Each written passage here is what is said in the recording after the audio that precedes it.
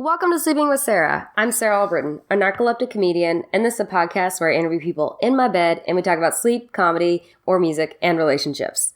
I'm happy to be part of the Laugh Factory podcast network. This is my 53rd episode, and I interviewed musician, writer, producer, and my friend, Jesse Cryderman. You can visit jessecryderman.com for upcoming show dates and tweet and follow him on Twitter at ByFunkleMusic. Jesse is running a kick-ass music festival this weekend in Chicago called Winter Camp Fest at the Logan Square Auditorium, March 17th starting at 7 p.m. and March 18th starting at 5 p.m. And all the proceeds go to the National Endowment for the Arts. So it's a great cause. They got 17 bands playing, art, music, awesome food from Carnival, and I'm giving away 2 free tickets. Tweet Winter Camp Fest to me at Sarah Albritton to be submitted for tickets. You can also visit wintercampfest.com for more information. Sleeping with Sarah is brought to you by audible.com. Go to audibletrial.com/sleepingwithsarah to get a free audio book of your choice. This week, I'd like to recommend The Whole Brain Child by Daniel J. Siegel and Tina Payne Bryson. This is a recommendation from Jesse. Again, that's audibletrial.com/sleepingwithsarah. And if you like the podcast, please rate and review on iTunes and iHeartRadio. Visit the website, sleepingwithsarah.com for more info, and follow me on Twitter at Sarah Albritton. I'm super excited to share this podcast with you. Jesse and I talked about everything from not being able to sleep, our shared hatred of daylight savings time, to traveling to other countries to go to their sex museums. Yes, in the United States, we have a creationist museum. In Europe, they have lots of sex and phallic museums. Also find out how Jesse got Eddie Van Halen approved, and find out how he came from a town in the middle of nowhere, Indiana, that still seems to not have a ton of technology happening for it. And we also talk about creative copyright and music and how that's changing the industry and a bunch of other cool stuff. Really fun conversation, and let's get started with the show.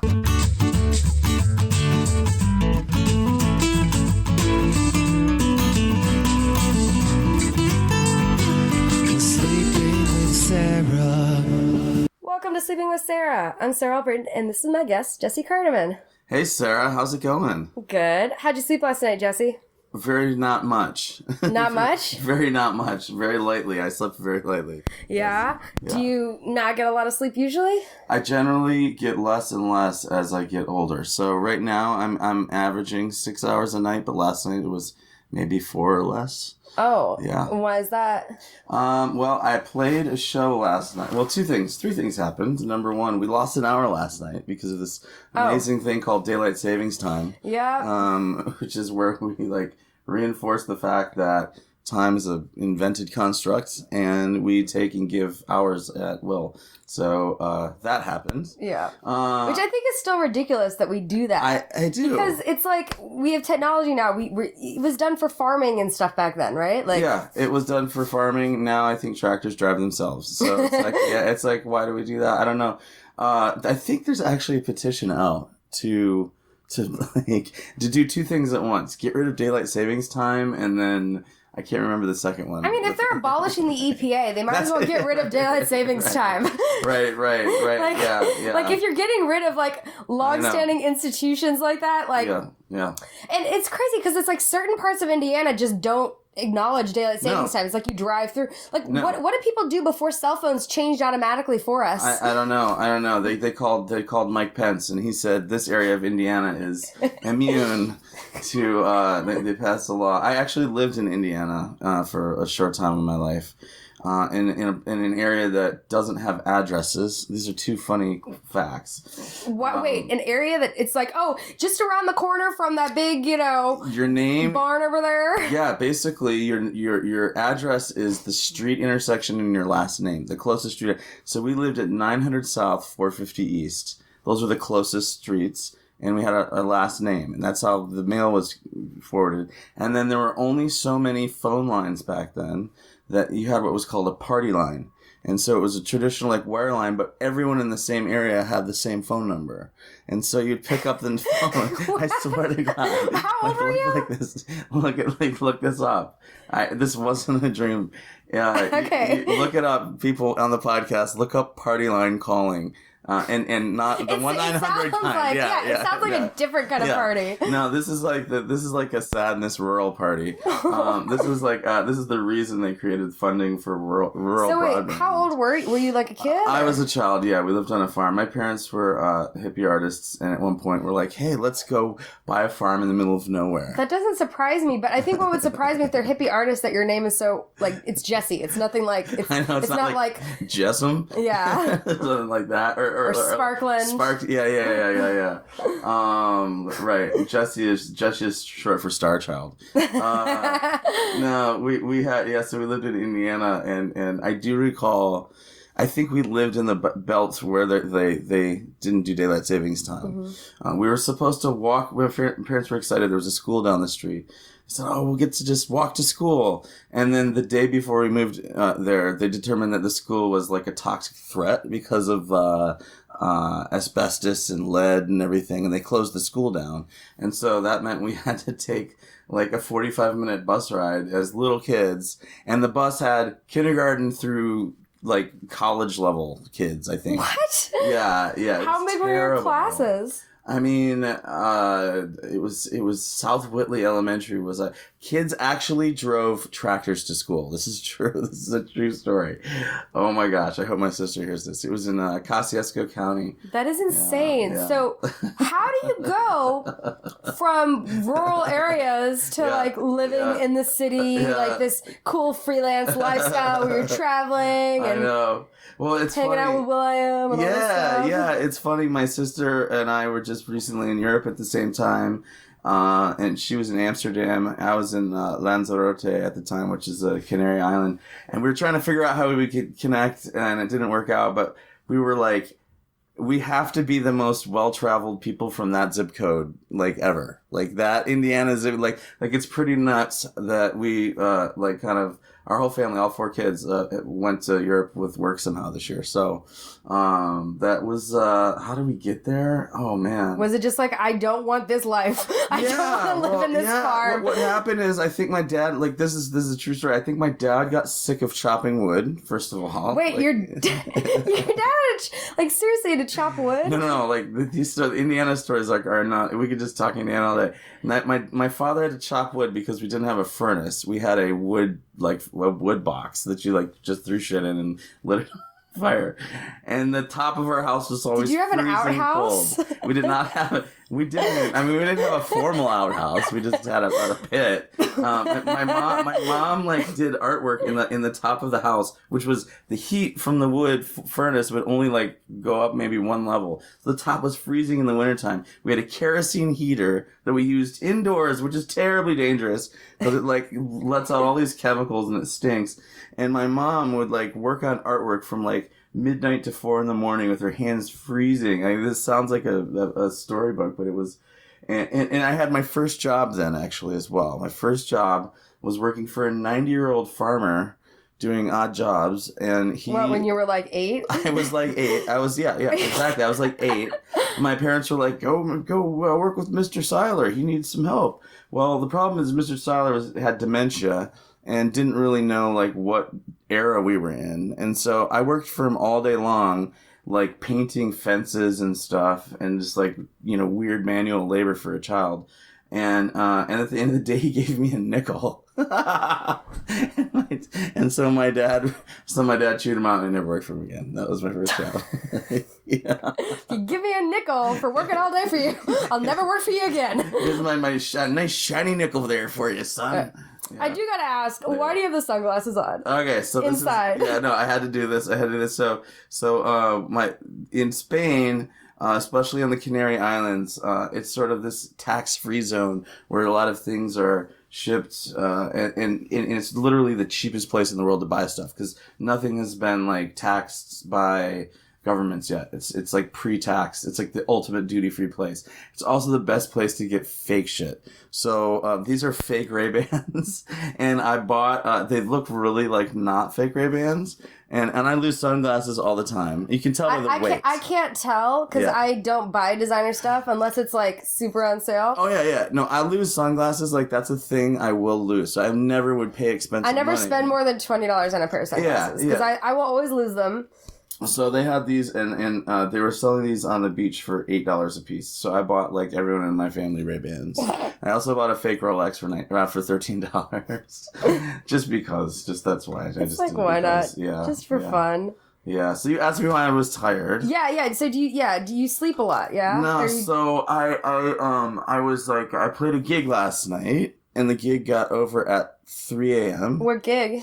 So I played with a band called Vibe, which is a group of people that I worked with in a very awesome musical on the South Side. It's a theater company. It's primarily an all African American touring theater company. It's one of the there's only a couple in the United States, and we did the Ike Turner story. And the guys I met in the musical, we were in the band. Wait, were you performing in the musical? Yes. I was. We were on stage. We were like, it was the Ike Turner story, so we were kind of like, we weren't like lead actors or anything, but we were definitely on stage and all part of the thing. Mm-hmm. And then some of the guys I worked with, we all stayed in touch. They're all just phenomenal musicians. So that sort of opened me up to this whole Southside music connection. And I did some work with a gospel church down there, did some work with various different things. And then I worked with these guys last night, and we just brought the house down. It was so much fun.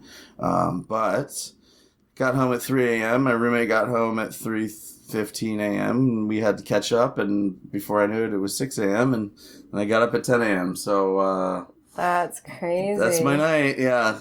That's insane. Mm-hmm. That's fun though. I mean, how about you? Did you get much sleep last night?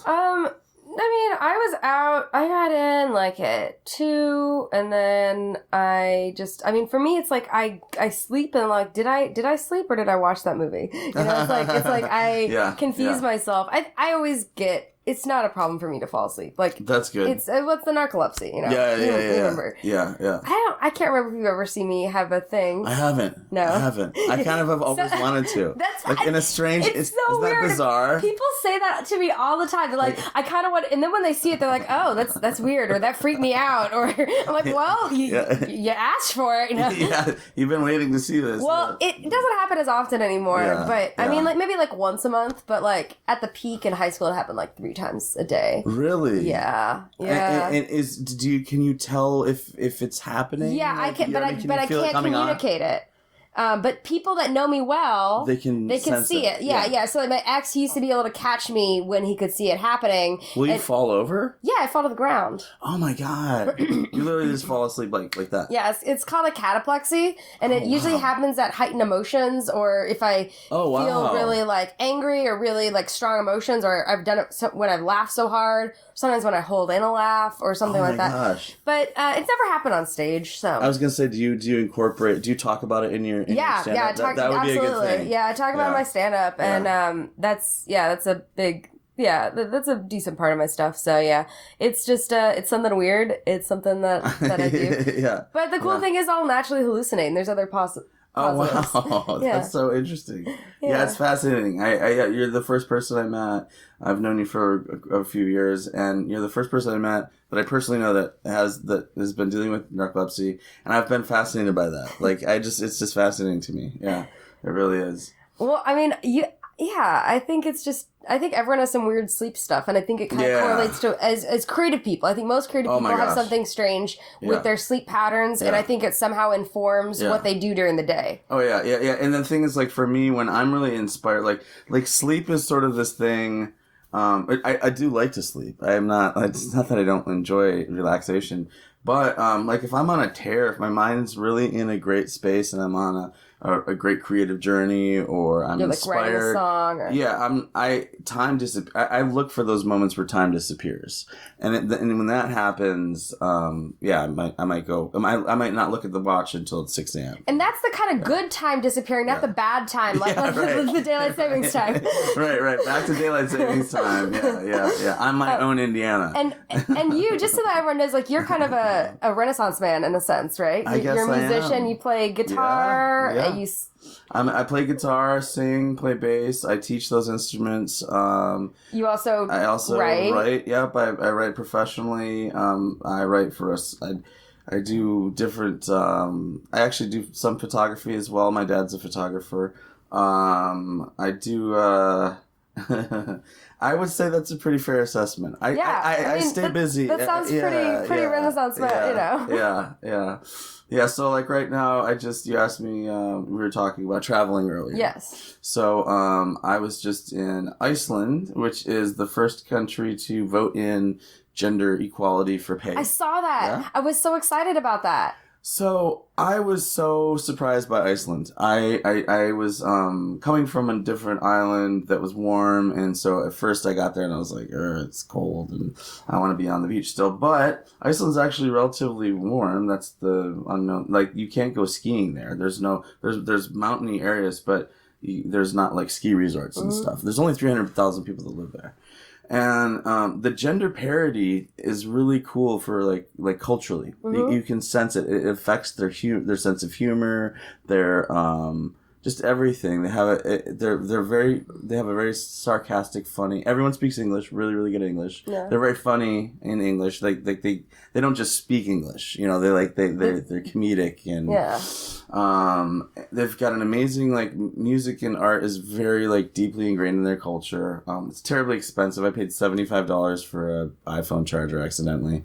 Oh, so it's very expensive. There's that, yeah. And I was like doing the math wrong, the conversion, and this is at the end of like 10 days of traveling, so it's probably pretty stupid for me to like have a beer and then go try to buy things. They have the Icelandic Phallic Museum, which was very fascinating. Oh, this is interesting. I have been to the Prague Sex Machine Museum. Sex Machine Museum. Okay. Yes. So how far back do those go? They have wooden machines that were like wooden dildos and like that were pedaled. Like some people like this is back in like the day. Yeah. Like these are back in hysteria days. Right.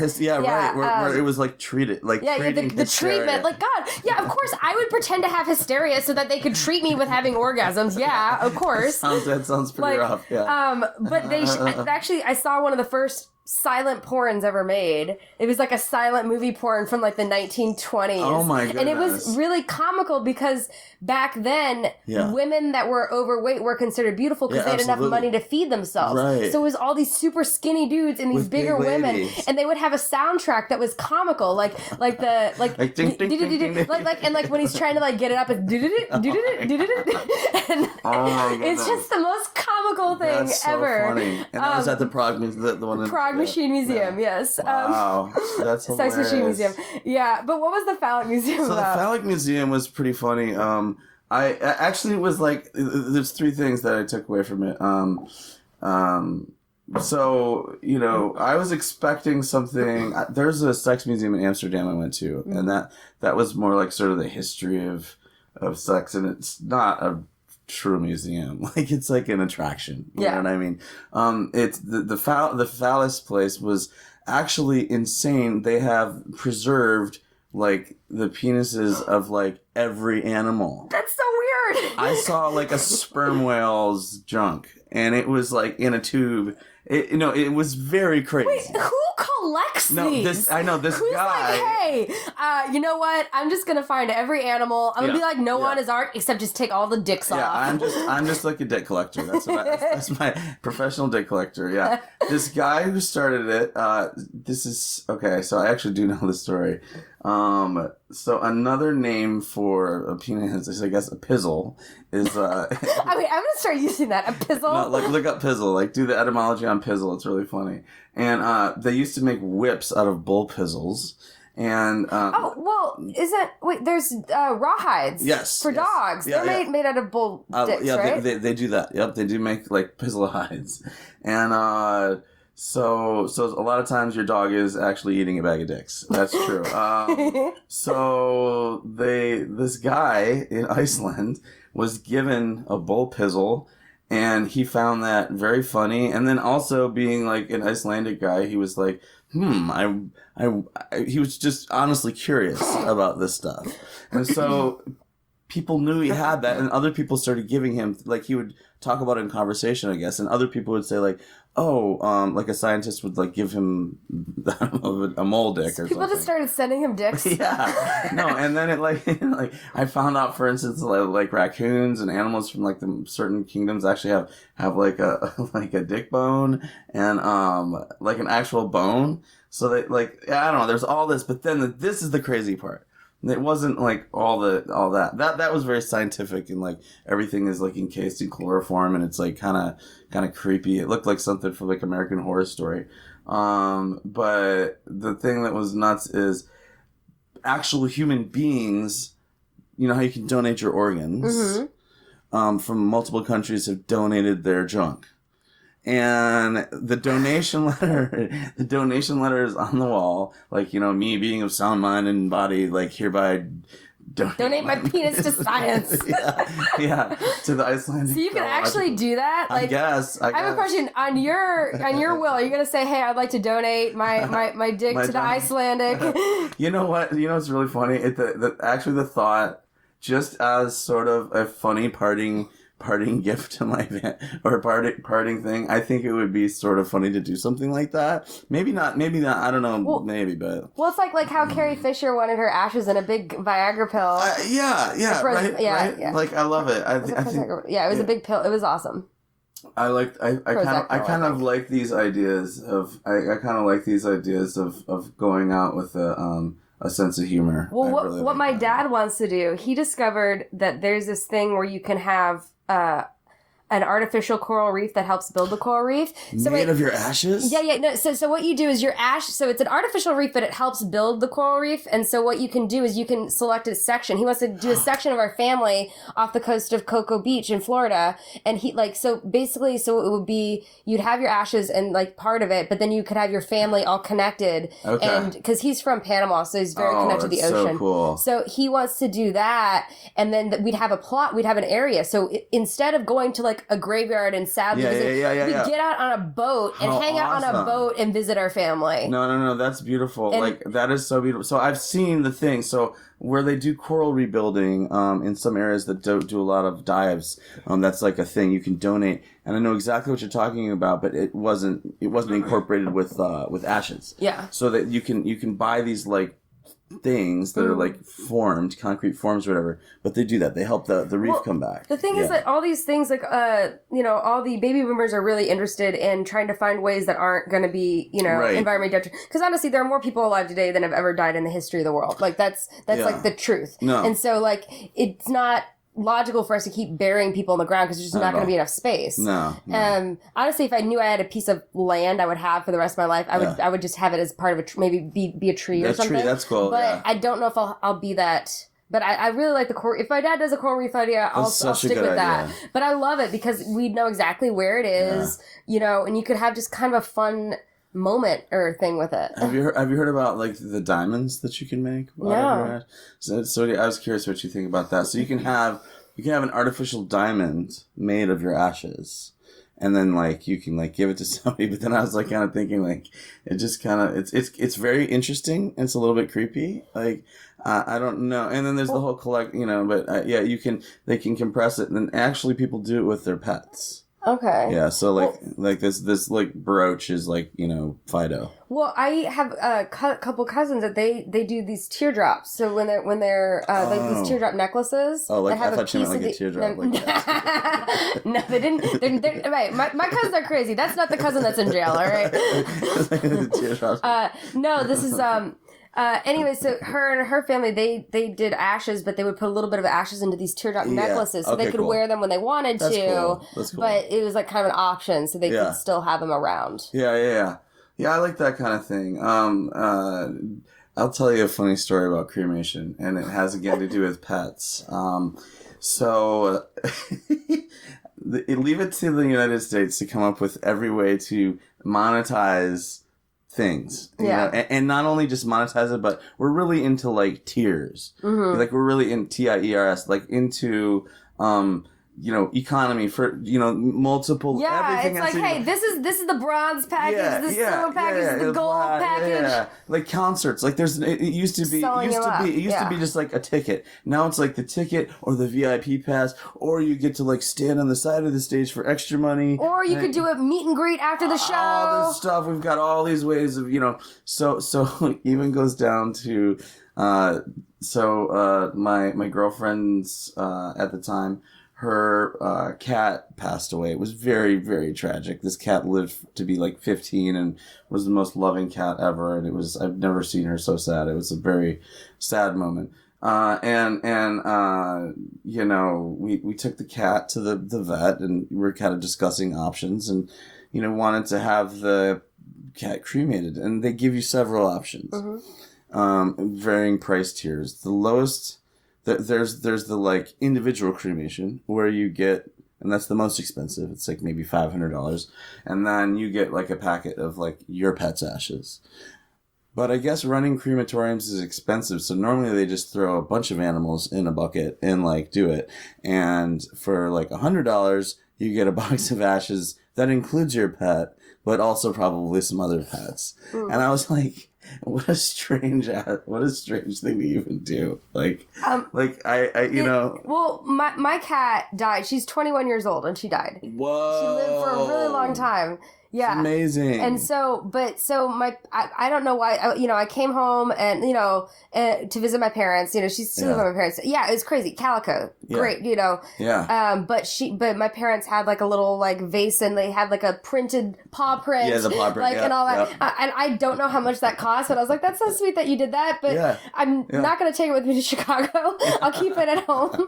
Right.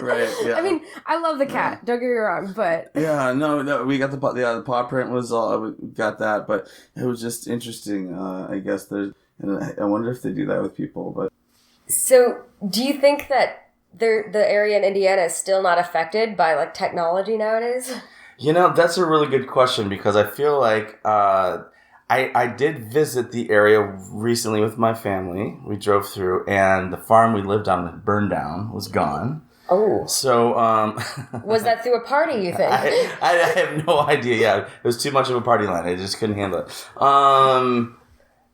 It would depend on if they build towers for... This is actually for my side writing career.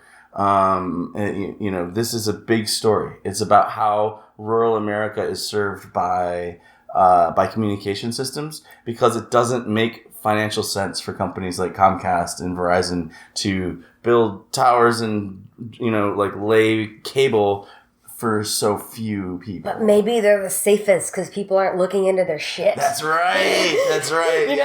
Maybe everyone needs to have like a shack out in Indiana or something like where they can hide all their shit because like it's all safe. They know that no one's watching or looking at it. The best place to put your stuff, everyone, if you're looking to hide things, is Kosciuszko County, Indiana. Yes, indeed, yeah. I mean, I recently heard that the guy that invented the World Wide Web has decided that it like might be like getting too almost evil for what its purpose was. Sure. I mean, I think it's the World Wide Web and the whole internet phenomena has sort of become its own science fiction story, in a really interesting way. Yeah. So kind of some of the things that have happened are really cool that we couldn't have expected, and some of them are very much like dystopian, like online bullying and things like these are things we didn't really expect when we thought, hey, if we connect everybody, this will be really cool. But nowadays, like with every invention, I feel like you gotta almost play devil's advocate and figure out what's the worst thing that could happen with this. Yeah, right. Like I know Einstein had big regrets about,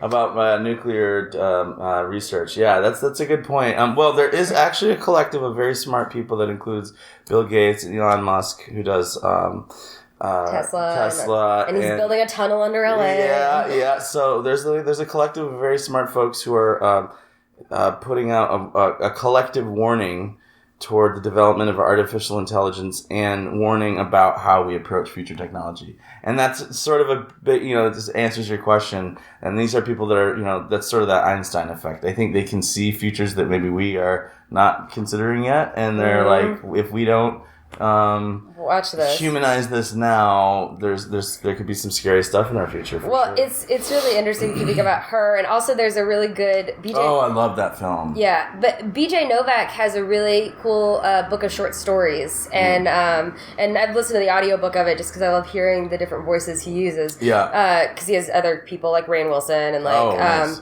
Lena Dunham and like other people like add in voices, Mindy Kaling. But what was really cool is one of the longer short stories he does. It's like a longer one, but it's about how a guy returns a sex doll because it falls in love with him. And he's like, I know this is the first artificial intelligent thing that's capable of love, and I'm getting made fun of because I returned it. Right. But it's like, that's not what I ordered. like I don't want her crying after sex. That's so terrible. I know. It's like so funny and tragic and all of it. Yeah, I definitely recommend that book. That sounds great. But it's really interesting, and how that will change with music. Like now that you can randomize things. Right. Computers can randomize music. Like, are the computers the creation, or the people that write the program? Are they the composers? Where does that... We get into this, we're literally going through this right now, which is like how we define like copyright law, the way we manage that, and then like what is the intellectual property and what stuff is yours and what stuff is public domain and what stuff can be. Those laws are very murky. So even in like software, I work with the software company, and we do tech stuff. That's what I was... we were talking a little bit about my trip to Spain and like what we're working on with will.i.am and stuff. This software, it's very murky on like what you can consider to be intellectual property and yours and what is just like a cool idea. Well, and we're trying to figure that out. Even something like the voice adjustments and microphones, like is that still considered like in terms of the copyright for the song? Is that still and it's also different things like I like as a scriptwriter, like if I write a script and then we film it, like the filming of it, the DP, the other people involved, that changes the content of the of what we've created. That's creating a new thing. So who owns that? And it's very interesting to me because I clearly want to protect what I have. Exactly. Yeah. So like a screenplay. So if you have a lot of times there's this. I know only a slight amount of this just from working with other writers. So it's sort of like, okay, I might have written a great novel, and then there's someone who does a screenplay adaptation, which is another thing. But they still have to get the rights. They have to get the rights from me. The screenplay then includes all the directorial notes and all that kind of stuff. The screenplay sometimes, for instance, one of the greatest, everyone should look this up, Lawnmower Man was a Stephen King short story, and I think it was when he was writing as Richard Bachman, which was one of his pseudonyms. And it's a very short story, and it's very, Stephen King-esque. It's kind of like creepy and whatever. He auctioned the rights to the name. He was very popular at the time, so anything Stephen King, I think It was a TV series at the time, is very popular. They made a film out of it, Lawnmower Man, and it's nothing, the screenplay is literally, except for the name, is virtually unlike the thing at all. That's what bothers me about some things. Like, that's why I appreciate certain people having more control over their work. Like J.K. Rowling, she's been very specific. She's like, I don't want American actors. I want British actors, that only, and these are the things that I want. I want to have approval over things. And I think that... And some writers, some of the best screenplays are when the writer adapts his own screenplay. Like Closer. Closer was a play. That's right. And then that became into a movie. And that was adapted, I think, by the person who wrote it. Or they consulted or something. Exactly. And also, the thing that bothers me is... Also with all these, comic book things, they have all the rights. So, I wonder, if I wanted to write about Thor, the Norse myth, is that still, not allowed because it's so similar to the comic book or not? Depends. That's, I would venture to say it all depends how many people listen to you. Yeah. The bigger... honestly, it's kind of a dark opinion, but... they care to the point where they feel like they're losing money. Yeah. And then at that point, then they might go after you. If they won't go after, with some exceptions, I just feel like they don't go after stuff unless they think there's a pot of gold at the end of the rainbow, Yeah. That's a good point. That the adaptations of the comic books, that's a huge... So I do think this. I think there's several layers of how all these things come to be, and some of those are driven by like one creative force, right? Someone who sees the whole way through, maybe knows some financiers, so they can kind of be the single voice, and that sometimes happens later in someone's career. Once they've been a writer, then maybe they've been a director, then finally they can do like the whole thing, right? Like right, and then other people are lucky, but the path from the written word to the screen is so circuitous and wild. I think most people don't understand how many things happen and how much stuff changes on the way. And how many times things are made or filmed or worked on for years. Worked on for years and it never sees the light of day. Yeah, so much. And it's so, that's what I love. One thing I do love about web platforms like Vimeo and YouTube is that people can put their stuff out there the way, even if it's low budget, the way they intend to. So that way the studios don't fuck it up. Yeah. Because like this new show, Powerless, right? Yeah. So I watched the pilot and it was okay. It wasn't bad.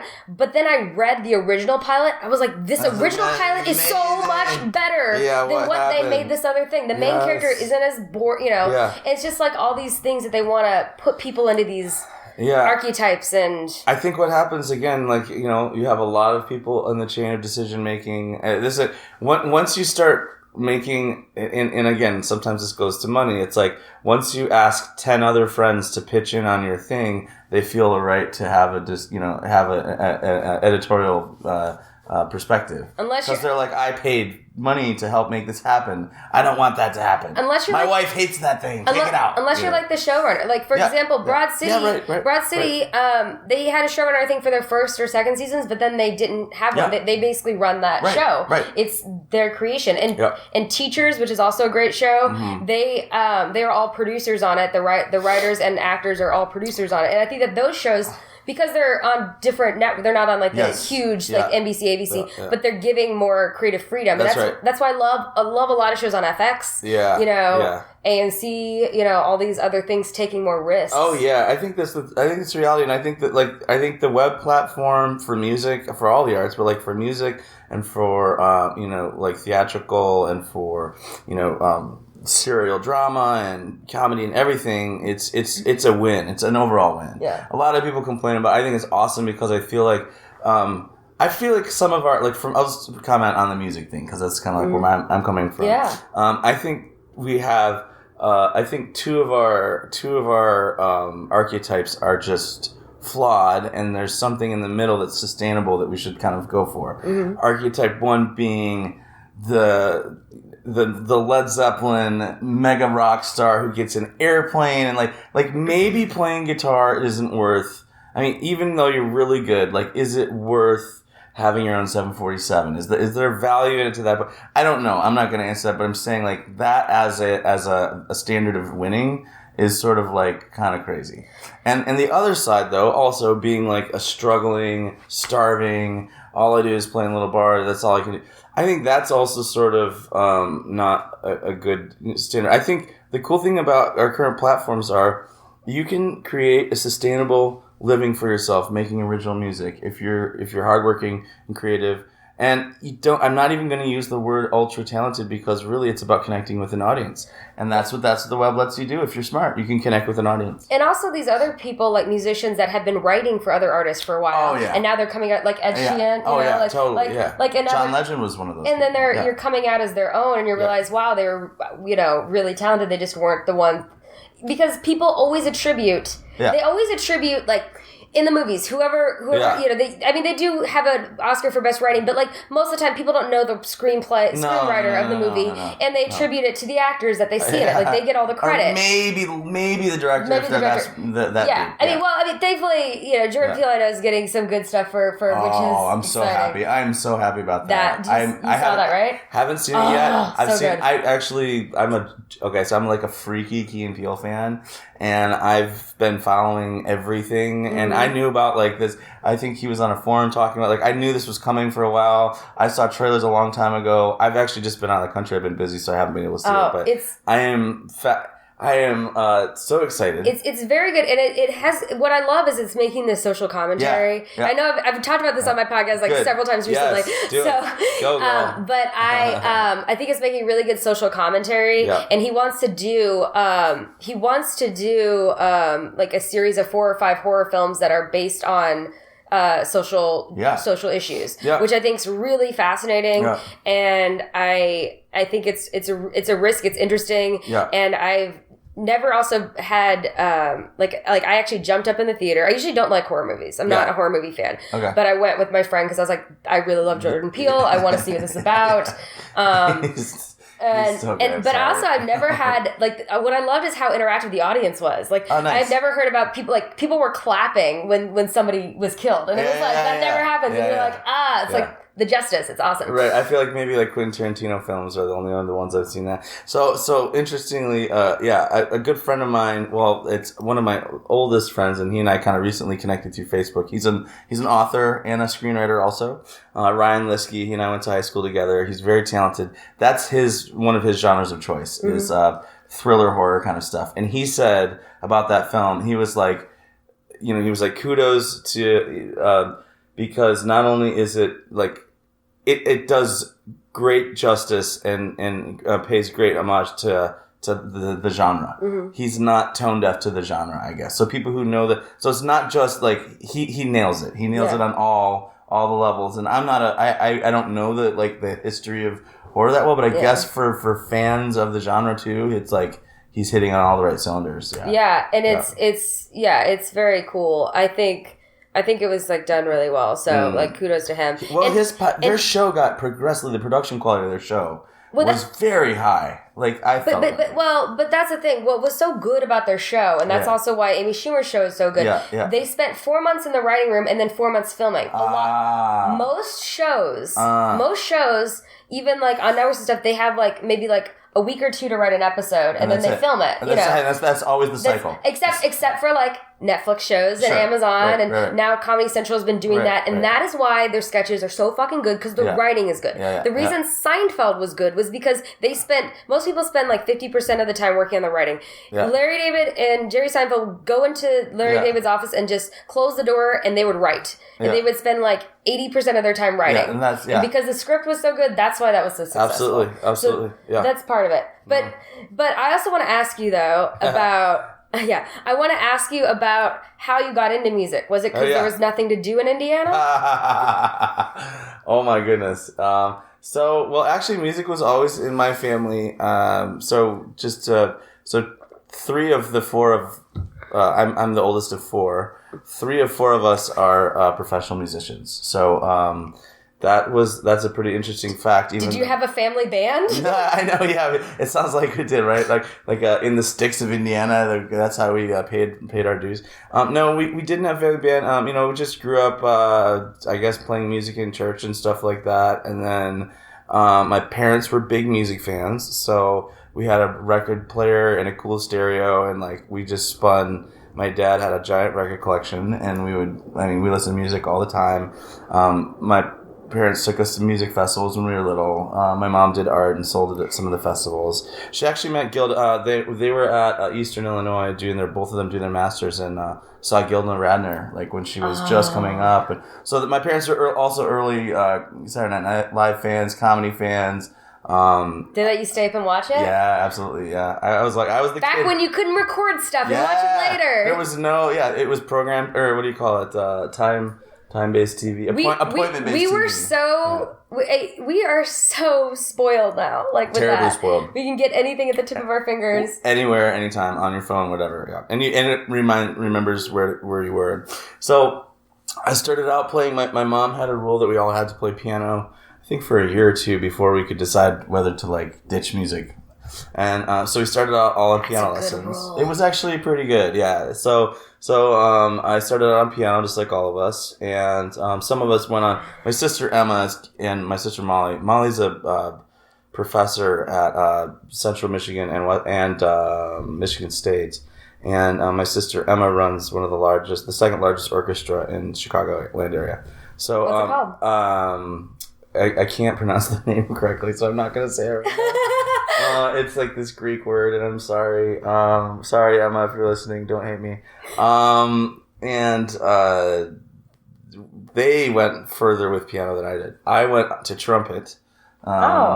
Which I joke about it. I love trumpet, but it's kind of like, it's a very dumb instrument to me because all the notes are hidden between 3 valves. Sorry, trumpeters. Yeah, I was gonna say, are trumpeters just gonna be pissed about this? I hope so. Share this and no, these are like those late night jokes you get into, which are like you're riding home from a concert with a band. You're in a car for 3 hours. Things come up like your instrument's the dumbest instrument in the band. Stuff like, jokes like this. Well, it's like people always like rag on bassists. Exactly. Yeah. So trumpet, I played all the way through high school, all the way through marching band. I did all of that. I was always about second chair. I was never first chair. I was always like the second best guy. Played all the way. I went to Wheaton Central High School here in the Chicagoland area. Actually, the Belushi brothers went to my high school. And their family house was right around the corner from where I grew up. That's cool. I know Rob Belushi, Jim Belushi's son. So he's a cool guy. He does like improv and stuff like that. Yeah. So my teachers all had both of them. Yeah. My history teacher had both the brothers. I heard obviously funny stories about that. Went on to college, and I'm like, man, this trumpet is just not working out at campfire parties. I'm telling you, just not the same. You just wanted to be cool. I will admit, I read a book called Hammer of the Gods about Led Zeppelin, and I was like, now that is music. And I was kind of coming into my own, and picked up a guitar, and that was it. I went freakazoid into guitar. I probably practiced 6 to 8 hours a day for a good 5 years. So that's why you're so good. Yeah. So if you want to get that good, just practice it's practice. I have a theory that most guys that get into comedy or get into like guitar playing are just doing it to like get girls. Like, you know what? That's probably not false completely. There's if it's on a continuum, that is probably, or if we were looking at like a Venn diagram of all the things that made you that's probably somewhere in there. Yeah. I was a pretty like smart, geeky, small, tiny kid. Like I was a runner. I was very like I wasn't like a football player or anything like that. I'm sure, if I'm honest with myself, that was one of the motivations somewhere in there. Was to impress girls for sure. Of course. I used to have a joke about how you can tell with a guy's like in his 20s or in his 30s, because if you go over to a guy's house and he's in his 20s, like he'll try to play Wonderwall for you. Because that's the only song he knows how to play. Yeah, I know. It's funny.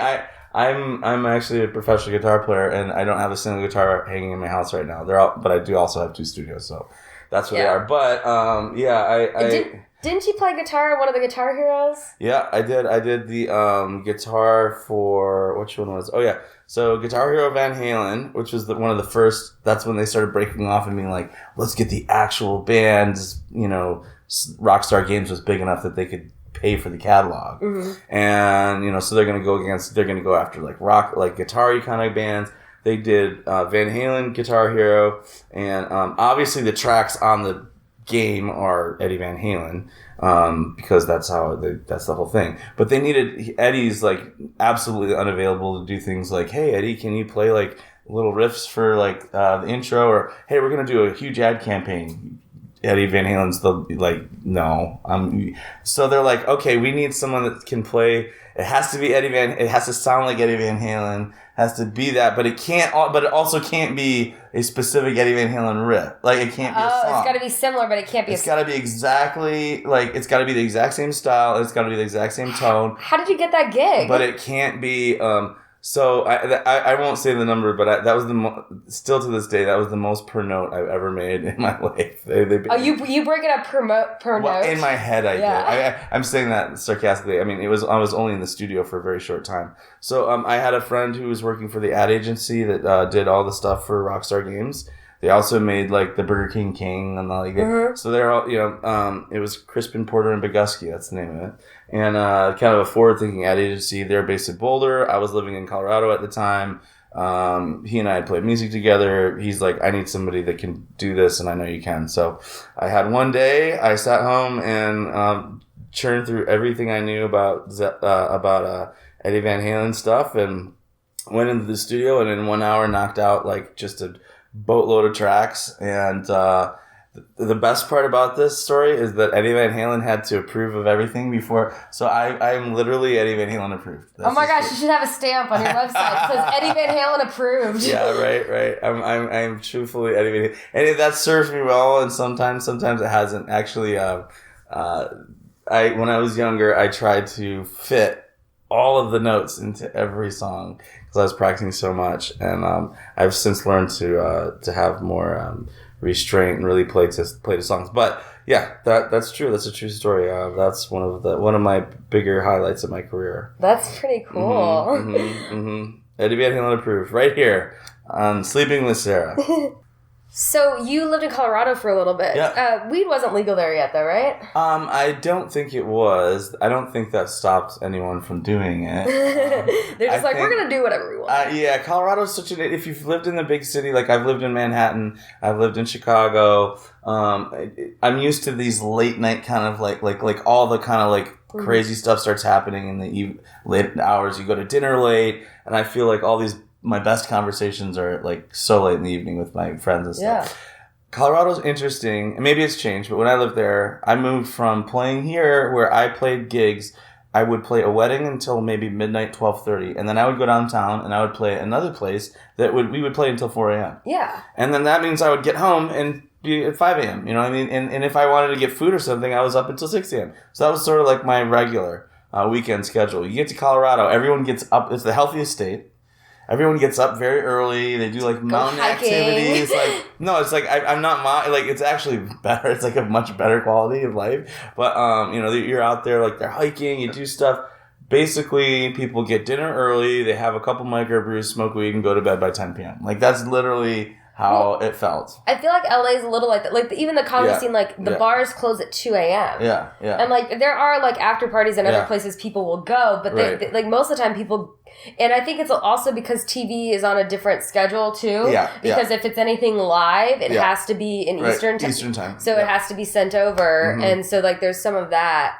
But there's some funny stories. I think Mark Maron's podcast talks about speaking of after parties. Apparently, Sam Kinison had this like rager house in the 80s, and like his podcast. I'm sure a lot of your listeners check that one out too. He's got some hilarious, unbelievable stories about what it was like back in the day because.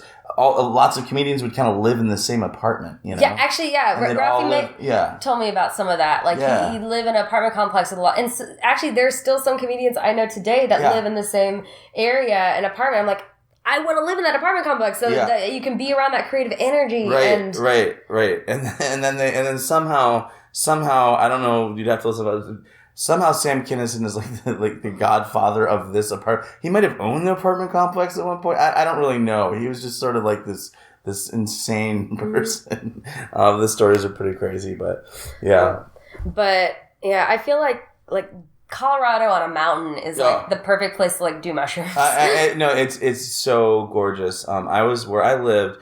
I had 22 trailheads within like 2 miles of my house. I had a dog. I would go like trailhead. Beginning of the trail. Sorry. Yeah. This is how. This is the Midwest. For you Midwestern, trailhead is the beginning of a trail. So we Boulder and is what you call it at the kind of what they call the foothills. You're at the base of all the fun stuff. So you hit the trailhead and then you hike up and go all over the place and oh my goodness! So very quickly I got a hang of the local vibe. I mean, I would go see bands like the Motet play for free at Northern Sun and some of these like little pizza joints. Now these bands are like touring. Pretty Lights is a huge DJ live music act out of that area. You'd see him just like DJ downstairs at a place for free. It was a wonderful time. I do miss Colorado a lot, and now when I visit, things are different. And let's just say I don't think they really care about what's in your bag when you fly home. Yeah. Like I'm just gonna say that. Yeah, absolutely. I think that's cool. Like I feel like I don't know. I feel like a lot of creative people are very like musicians, comedians are all very chill about that. Like it's almost expected. It's a social thing. Like I don't smoke cigarettes, but like smoke weed with comedians. That's like how you're like, hey, I got some weed. Do you want to smoke? Like it's pretty universal and you know and it's nice to have the stigma not there of Trumps, you know, like oh no, we gotta, you know, it's like like in California right now, like it's legal to have it. They're not gonna sell it legally, I think, until January, but it's like legal to be there. And I got to go there after it was legal, so it's like cool. So it's like, oh, I'm here, I can smoke weed legally here. This is so nice. They have it down. I mean, we have a dispensary here in Chicago called Mocha Modern Cannabis, and it's right down the street from my house. But Illinois has some of the most strict laws. And I'm so mad, narcolepsy is not on that list. How can it not be? I don't know. There is a specific. There's only like 2 strains that are for narcolepsy, but they have it, and I can't wait to try it. Yeah. But narcolepsy is not on their list, unfortunately. Yeah, they might edit it. They might expand it. But we'll see. But it's. Who cares? Like, I do it anyways. I'm not worried about anybody arresting me. Because I never have more than the amount that would just get a ticket. Here it's just a ticket. They're not gonna... Feds aren't gonna go for me. I don't think so. But do you, another quick question for you, like, do you find, I ask about relationships a little bit in this podcast, do you find it hard to keep a relationship because you're more late night schedule, or do you find... So, interesting. So, for the longest time, absolutely. Definitely lost a marriage over it. I was married, I forgot you were married. Oh, yeah, dude. I remember, So many times, so many things. I've lived a lot of lives. I've lived several lifetimes. I had a college professor say that when I was young, and he said that was another lifetime, and I never understood what that meant. And now I'm like, oh, I totally get it. Yeah, I was definitely screwed up my marriage. That was not good.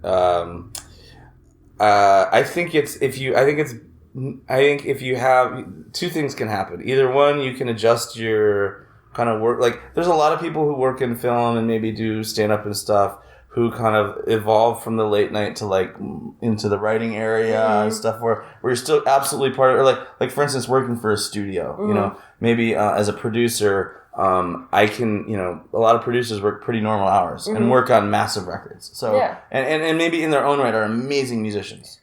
Or maybe you get to the success level where you can make those choices. And I mean, I kind of, luckily have been able to make those choices for myself to, I have this really great opportunity to play with a band called Vibe right now. So I'm taking that, and that is a late night one. But almost everything now in my life has changed a little bit to accommodate relationships because they are important to me. And but yes, it is difficult unless you're with someone who also is in the same scene, or maybe has a job that fits with it. You know, maybe someone who works overnights and you know, hospitals, things like that. So, but it can be a strain, for sure. I think it's a challenge. I think that then you do that weighing of like, do I give up my career and my path? Like how it's a tough math to have to do, and you don't want to do it, but like it does. There are things that happen late at night that are crucial, like it's right time, right place, right time kind of stuff. Yeah, and this is, I think this is part of the reason why I've definitely been very hesitant towards like falling in love, because it's like I'm so focused on what I'm doing. I'm too selfish right now. I want to be I don't want to feel guilty about going out late because of somebody else that I care about. So I just choose to do this thing and just not care about people. Let me take that back. There are some people I kind of see, but like, and I do care about them, but they know that comedy's more important. Right. It will always be more important. Right. And I just need someone that understands that hierarchy. Yeah, sure. Which makes me sound kind of shitty, but I think I'm being less of a shitty person. No, because you're honest. You're self-aware. Instead of bringing somebody into a situation where I could potentially hurt them or neglect the relationship, I'm just I'm just telling it like it is. Like, hey, you're never going to be more important than comedy. I feel like an asshole by saying that, but I think that this is a very un-asshole statement. I'm just being honest. I'll tell you a worse way to do it. Do it the way I did. The worst way to do it is kind of feel that way in your heart and then get married. That's the worst way. That's what I did. So learn from me. Don't do that. Be honest from the get-go. I remember thinking to myself, like, I only have one real mistress in its music or whatever. And it actually turned out to be totally true. And I probably should have had full disclosure at the time, but I thought I could juggle it all. If only our muses that we actually have were physical, then it'd be easier to explain that to a person. Really be like, really I've been cheating on you, but it's been with music, baby. It's just notes and scores. It's not an actual woman, but it's music. Right. Yeah. Speaking, I want to plug my festival really quick. Oh yeah, I was gonna ask about. Yeah, I was gonna ask.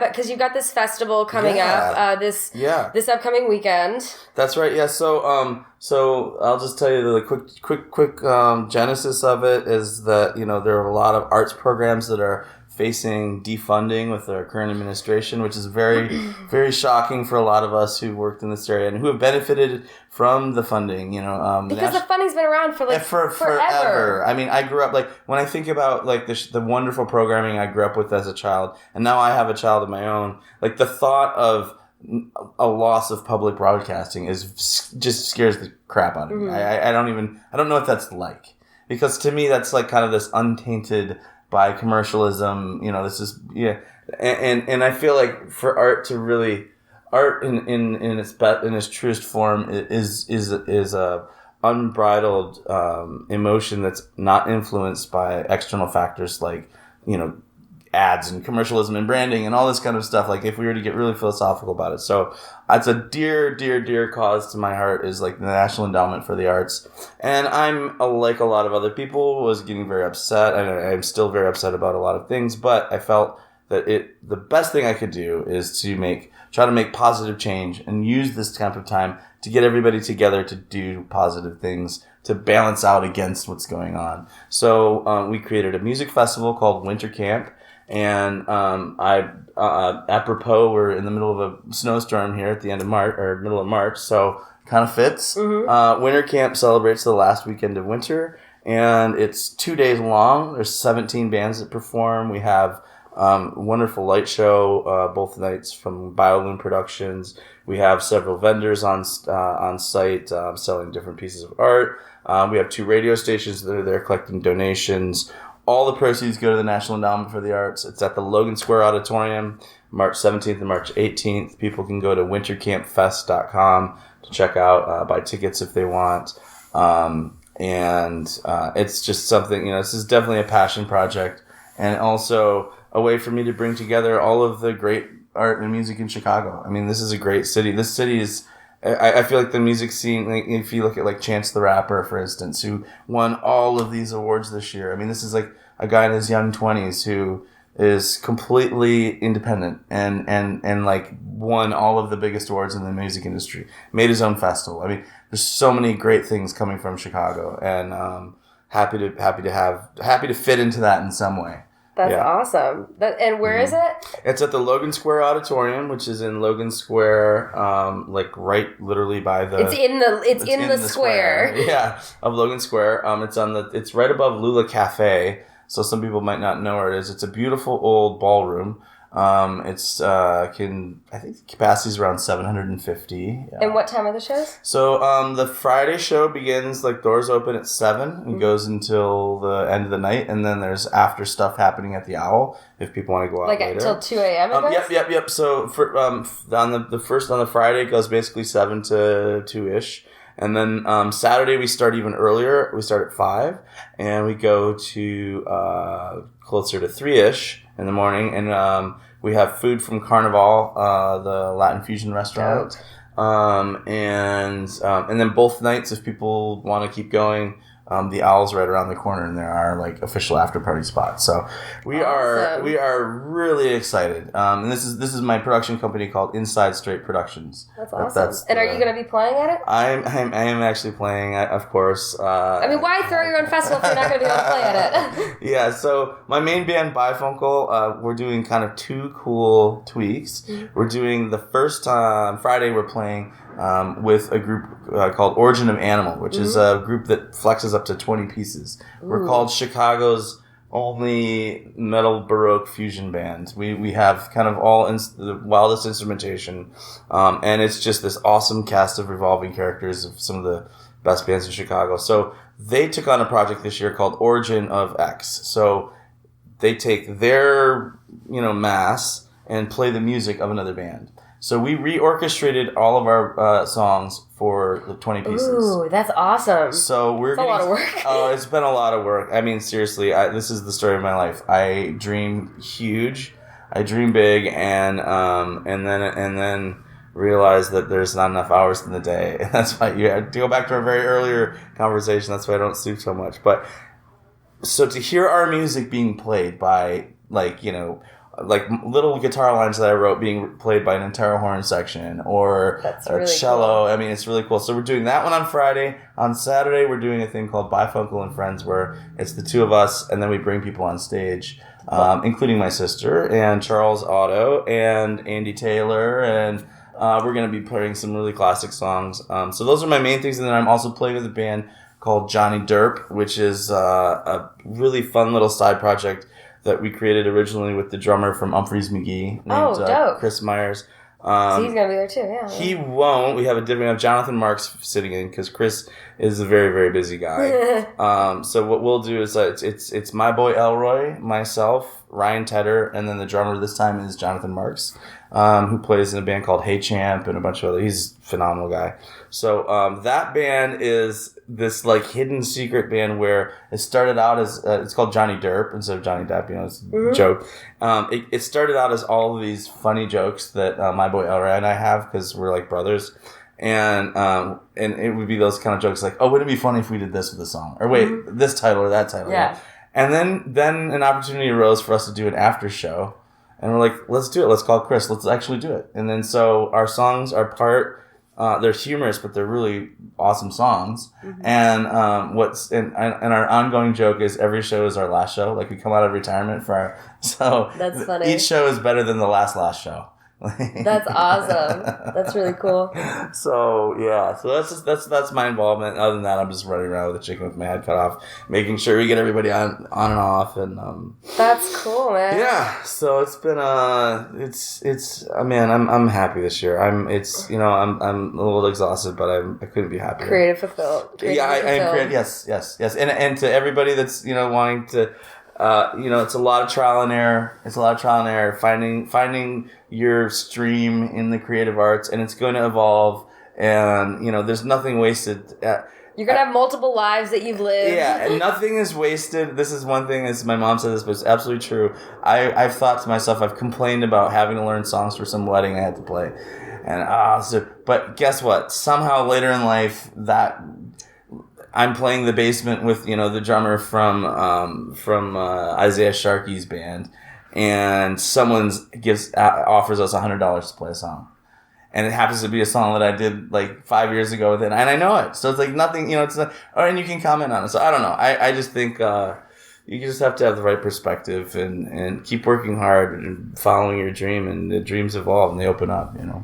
Well, that goes perfectly into my next question. But near the end of the podcast, I always ask people, kind of sleep-based. We talked a little about sleep stuff. Yeah. What are your dreams for the future for yourself? Oh, great. Okay, these are good ones. Yeah. So I've been I was on 7 planes in 10 days, so I spent a lot of time charting out my future, and half of the time that never happens. But it's fun to do that. My dream, one of my big dreams, is to own property, not anywhere near Chicago, but probably on a Spanish island. That is a dream of mine as a writer's retreat, as a just, maybe my family could go there if they wanted to, brother, sister, whoever. These Spanish islands are not Ibiza, not like not the party ones. Yeah, not the ones where like everyone's on ecstasy all the time. But there's some other islands, Menorca, and the Canary Islands, that are just so. It's like a little false utopia. Yeah, you go there and you can truly unplug from everything, and it's incredibly inexpensive. And like the thought of having a small piece of land on the sea on an island for less than a condo here in Chicago is like, So honestly, that's one of the things I'm thinking about a lot. I want to move more into, I really want to move more into production. So I thrive on new things. Me too. One of the things, and I love touring, but touring also is very financially expensive, and the time, what it does to relationships, what it does to everything is a little difficult. For me to be involved in a production sense where I'm helping bring new work to light is something that I really look forward to doing in the future. So those are kind of on a broad level, more on the production level. I will always be performing, and then I want a place on a Spanish island. If you want the big dream. Yeah, that's awesome. So but the purpose is to get away and write new stuff. That's right, absolutely. So it's always feeding your creativity. Absolutely, no. That's it, and that's completely it. Yeah. And to continue traveling, I love to travel. I'm a freak. I am a strange person because I am obsessed. I love having strange people in my bed. Well, unfortunately, this obsession is just, I fetishize airline mile points. So this is kind of, this is not, you can't really sexualize that one. No.